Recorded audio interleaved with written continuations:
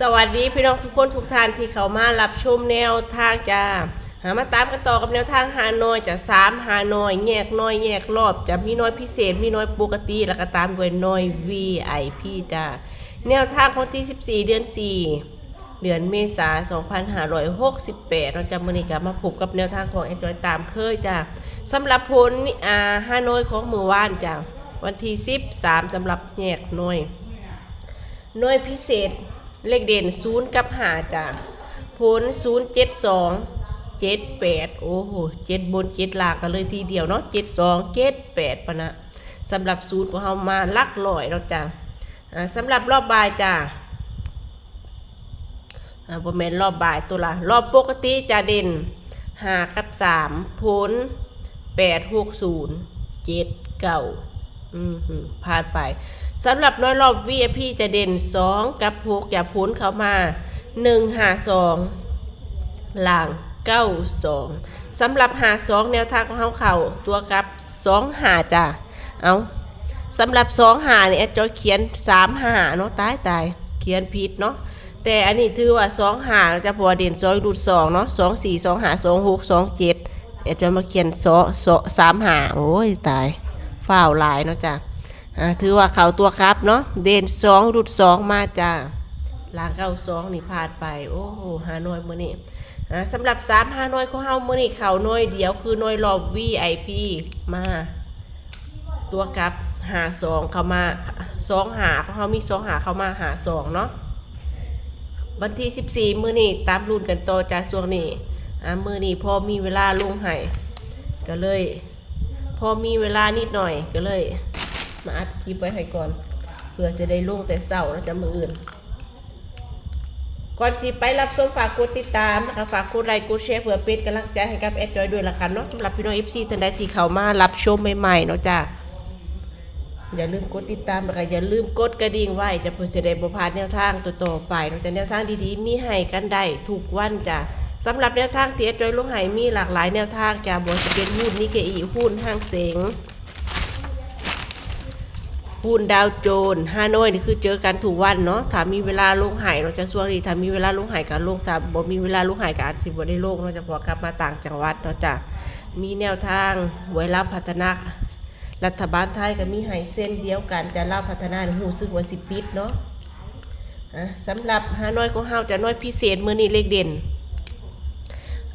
เด่น2กับ7จ้ะ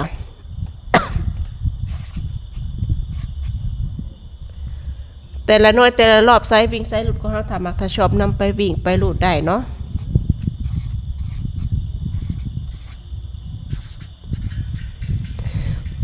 สำหรับเด่น7จับคู่โอ้ยเบิ่งมักเขียนผิดเด้เงื่อนเจ้าของหลายขอแก้ไขนิดหนึ่งเนาะเปล่าหลายกันเป็นแนวนี้ล่ะ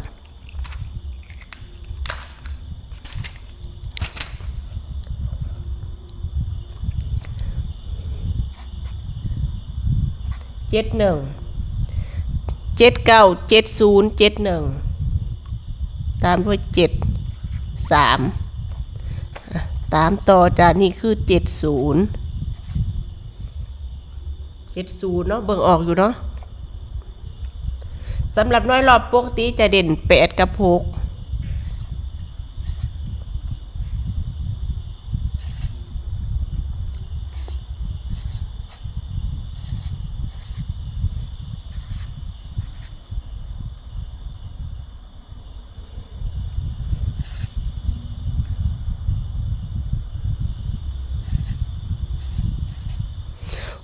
69จ้ะ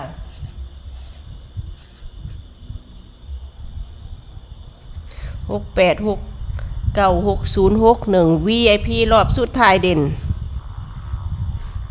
3กับ5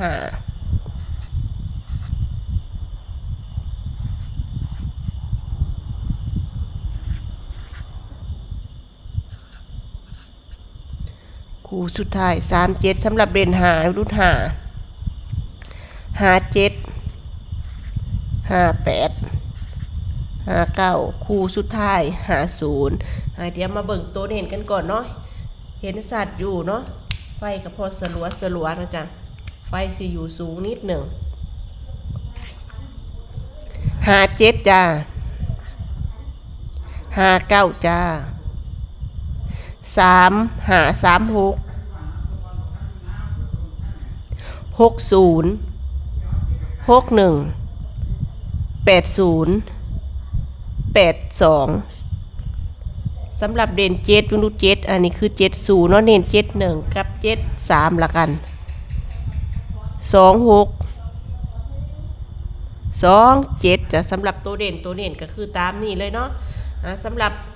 แนวทางหาหน่วย3หาหน่วยของเฮามื้อนี้ก็คือตามนี้แล้วจะมักตัวใดชอบตัวใดเปรียบเทียบพิจารณากันอีกทีหนึ่งละกันเนาะเผื่อมีตัวมักตัวชอบคอยตามเนาะจ้าแนวทางกัดเป็นเพียงแค่สูตรการคำนวณเนาะมีข่าวแล้วก็มีรุดผิดพลาดประการใดก็ขอโทษขออภัยไว้ด้วยละกันเนาะจ้ามื้อนี้คอยมาปังคอยมาเด้งคอยมาเต็ม3หน่วยเลยละกันเนาะจ้าหรือว่าพี่น้อง FC ท่านใดถ้าเกิดว่าบ่มักแยกน้อยก็คือมีมัดร่วมให้รับชมจะสำหรับมัดร่วมก็คือรวมถูกหน่วยเฉพาะกิจถึง VIP จะลงให้2สูตรจะสำหรับ5หน่วยของเฮาเนาะมัดรวมกับแยกน้อยจะเปรียบเทียบพิจารณาเบิ่งได้จ้าขอให้เฮงๆปังๆโชคๆมันๆกันทุกคนทุกท่านจ้าสวัสดีจ้า